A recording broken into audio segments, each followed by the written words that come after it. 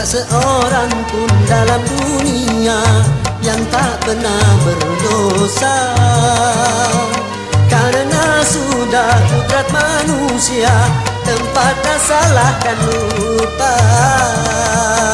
Tapi kalau selalu salah, itu sih bukan lupa. tapi kalau selalu lupa, Itu mah disengaja.